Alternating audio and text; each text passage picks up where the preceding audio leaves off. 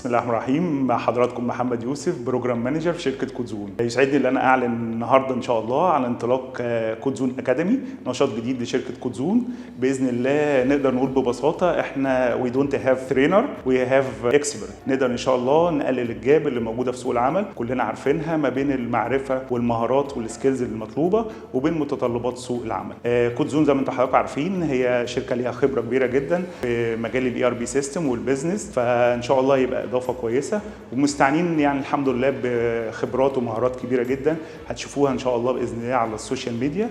ان شاء الله كودزون اكاديمي هيكون السلوجن بتاعها جوين ذا بروفيشنال زون. حابب اكد لحضراتكم ان شاء الله باذن الله ان الكودزون اكاديمي هتكون موجوده في مجالات مختلفه في البيزنس ريليتد بخبره الشركه بتاعت كودزون.